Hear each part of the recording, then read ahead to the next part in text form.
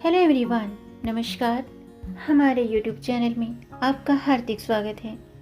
दोस्तों, प्रत्येक ज्येष्ठ माह की अमावस्या तिथि के दिन वट सावित्री व्रत और शनि जयंती मनाई जाती है। वट सावित्री व्रत विशेषकर सुहागिन महिलाओं के लिए बहुत खास होती है। इस बार ज्येष्ठ मास की अमावस्या यानी कि वट सावित्री व्रत के दिन साल का पहला सूर्य ग्रहण लगने वाला है, जिस कारण यह दिन और भी अधिक महत्वपूर्ण होगा, क्योंकि ग्रहण काल में पूजा पाठ के कार्य वर्जित माने जाते हैं। इसलिए बहुत से लोगों के दिल में इस खास दिन को लेकर कंफ्यूजन की स्थिति बनी हुई है। तो आज हम बात करेंगे वट सावित्री व्रत की शुभ तिथि, शुभ मुहूर्त और ग्रहण काल के दौरान आप इस व्रत को कैसे करें। साथ में मैं आपको वट सावित्री व्रत की कथा भी सुनाऊंगी। तो वीडियो शुरू करने से पहले दोस्तों, आपसे एक खास बात, अगर आप इस चैनल पर नए आए हैं और पहली बार आए हैं तो इस चैनल को सब्सक्राइब कर दीजिए और बेल आइकन बटन प्रेस कर दीजिए ताकि आने वाली वीडियो देख सकेंगे आप सबसे पहले। और जिन्होंने चैनल सब्सक्राइब कर दिया है उनका दिल से आभार, बहुत बहुत धन्यवाद। दोस्तों, ये आपका अपना चैनल है। इस चैनल के साथ जुड़े रहिएगा और अपना प्यार हमें देते रहिएगा और वीडियो को अंत तक ज़रूर देखिएगा ताकि कोई भी जानकारी छूट न जाए, क्योंकि दोस्तों आधी अधूरी जानकारी से पूरा लाभ नहीं मिलता है। इसलिए हमारे साथ अंत तक बने रहिएगा। तो आइए शुरू करते हैं। दोस्तों, इस वर्ष वट सावित्री व्रत 10 जून को मनाया जाएगा। वट सावित्री अमावस्या के दिन सावित्री ने यमराज से अपने पति सत्यवान के प्राणों की रक्षा की थी। हिंदू धर्म में वट सावित्री अमावस्या सौभाग्यवती स्त्रियों का महत्वपूर्ण पर्व माना जाता है।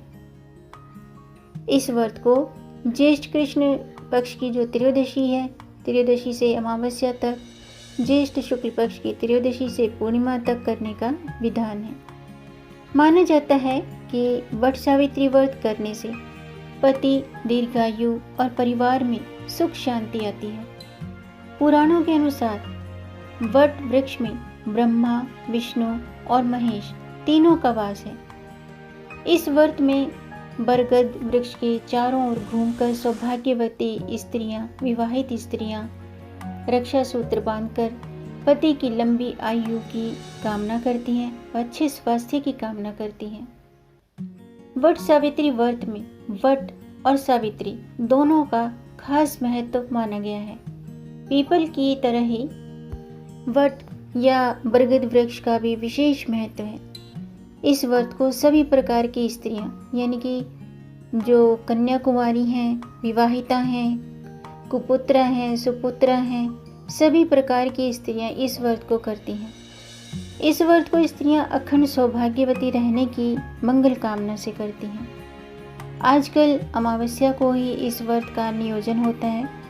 इस दिन वट यानी कि जिसे बरगद भी कहते हैं, बड़ भी कहते हैं, तो बरगद के पेड़ का पूजन होता है।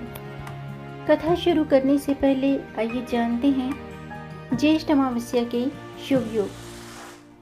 दोस्तों, ज्योतिष की माने तो इस साल ज्येष्ठ अमावस्या के दिन साल का सबसे बड़ा सूर्य ग्रहण लगेगा, जो 10 जून दोपहर 1:42 से शुरू होगा और शाम के 6:41 पर समाप्त होगा। 10 जून को भारत में आंशिक सूर्य ग्रहण होने के कारण मंदिरों के कपाट बंद नहीं होंगे। ग्रहण का सूतक काल भी मान्य नहीं होगा। इसके अलावा इस दिन सुहागिन महिलाएं अखंड सौभाग्य की कामना के साथ वट सावित्री व्रत रख सकेंगी। आइए अब जानते हैं वट सावित्री व्रत की तिथि और शुभ मुहूर्त। साल 2021 में वट सावित्री व्रत 10 जून गुरुवार के दिन रखा जाएगा। अमावस्या तिथि प्रारंभ होगी 9 जून दोपहर 1:57 पर और अमावस्या तिथि समाप्त होगी 10 जून शाम के 4:22 पर। इसी दिन साल का पहला सूर्य ग्रहण लगेगा। वट सावित्री व्रत की पूजा का अभिजीत मुहूर्त होगा सुबह के 11:59 से दोपहर की 12:53 तक। आइए अब जानते हैं वट सावित्री व्रत की पूजा विधि।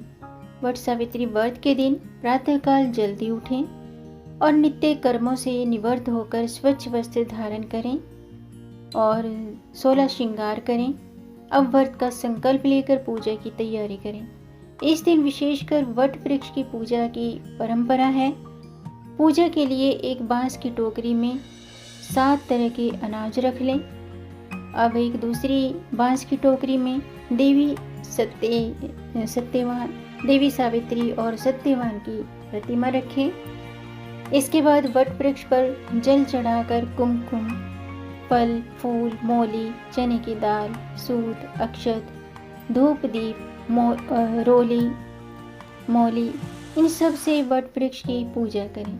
अब सूत के धागे को वट वृक्ष के 5, 7 या 12 चक्कर लगाते हुए लपेटकर बांध लें। हर परिक्रमा पर एक चना वृक्ष पर चढ़ाती जाएं। इसके बाद वट वृक्ष के नीचे या फिर घर पर आप व्रत कथा को सुनें और पढ़ें और अखंड सुहाग की कामना करें। आइए अब मैं वट वृक्ष व्रत की कथा शुरू करती हूँ। आप भी ध्यान से सुनिएगा। भाग्य और संतान की प्राप्ति में सहायता करने वाला वट सावित्री व्रत आदर्श नारीत्व का प्रतीक व्रत माना गया है। वट वृक्ष का पूजन और सावित्री सत्यवान की कथा स्मरण के विधान के कारण ही यह वट सावित्री व्रत के नाम से प्रसिद्ध हुआ है। एक प्रचलित कथा के अनुसार भद्र देश के राजा अश्वपति के घर अत्यंत रूपवान कन्या सावित्री का जन्म हुआ। योग्य वर न मिलने के कारण राजा अश्वपति ने दुखी होकर सावित्री को अपना वर तलाशने को भेजा। सावित्री तपोवन में भटकने लगी। वहां साल्व देश के राजा, जिनका राज्य छीन लिया गया था, अपने पुत्र सत्यवान के साथ जंगलों में निवास कर रहे थे। सत्यवान को देखकर सावित्री ने उसे वर के रूप में वरण किया। सत्यवान वेदों का ज्ञाता था मगर अल्प आयु था। नारद मुनि ने सावित्री से मिलकर सत्यवान के विवाह न करने की सलाह दी, मगर सावित्री ने कहा कि मैं आर्या कन्या हूँ, मैं सत्यवान का वरण कर चुकी हूँ। ये चाहे अल्पायु हो या दीर्घायु, मैं अपने हृदय में किसी दूसरे को स्थान नहीं दे सकती।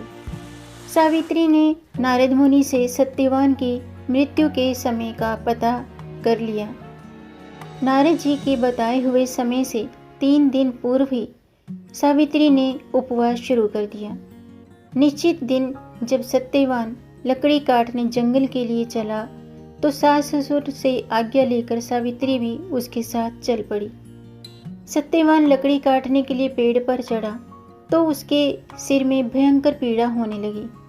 वह नीचे उतरा तो सावित्री ने उसका सिर अपनी गोद में रख लिया। देखते ही देखते यमराज ने ब्रह्मा जी के विधान की रूपरेखा सावित्री के सामने प्रकट कर दी और सत्यवान के प्राणों को लेकर चल दिए। कहीं कहीं ऐसा भी उल्लेख मिलता है कि सत्यवान को सर्प ने डस लिया था। सावित्री सत्यवान के शरीर को वट वृक्ष के नीचे लिटाकर यमराज के पीछे पीछे चल पड़ी। यमराज ने सावित्री को वापस लौट जाने के लिए कहा तो सावित्री ने कहा, जहाँ पति वहीं पत्नी, यही धर्म है, यही मर्यादा है। सावित्री की धर्मनिष्ठा से प्रसन्न होकर यमराज ने अपने पति के प्राणों के अतिरिक्त कोई अन्य वर मांगने को कहा तो सावित्री ने यमराज से सास ससुर की नेत्र ज्योति और दीर्घायु मांगी।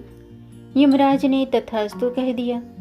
इसके बाद भी सावित्री यमराज के पीछे चलती रही तो दोबारा यमराज ने उसे वापस लौट जाने को कहा तो सावित्री ने उत्तर दिया कि पति के बिना नारी जीवन की सार्थकता नहीं है।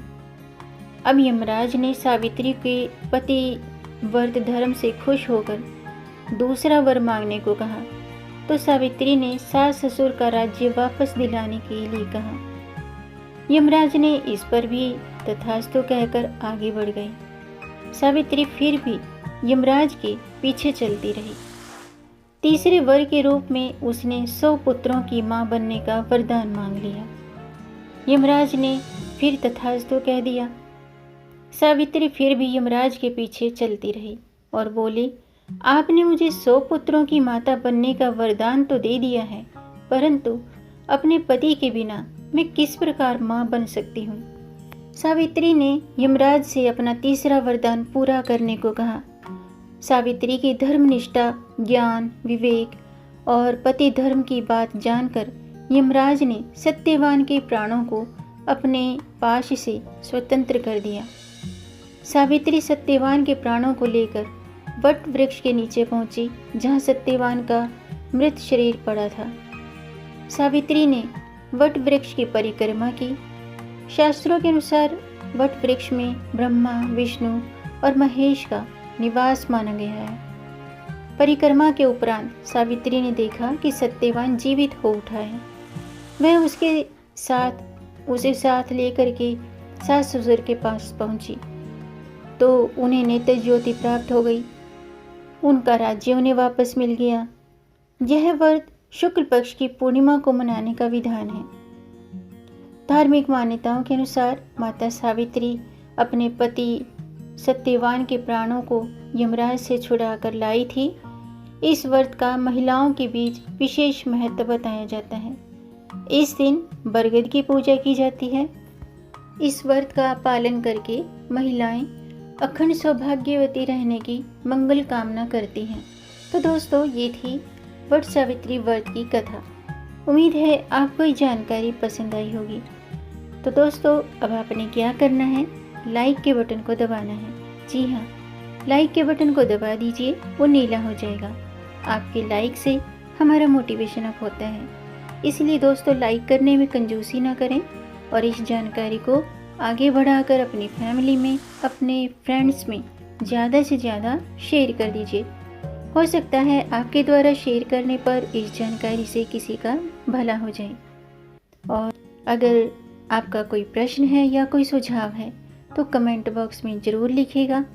मेरे चैनल को सब्सक्राइब ज़रूर कीजिएगा ताकि आने वाली वीडियो देख सकेंगे आप सबसे पहले। और वीडियो को अंत तक देखने के लिए आपका बहुत बहुत धन्यवाद। मिलेंगे नई जानकारी के साथ, तब तक आप खुश रहें, स्वस्थ रहें, अपना ख्याल रखें और अपनों का भी ख्याल रखिएगा। जय श्री हरि, हर हर महादेव।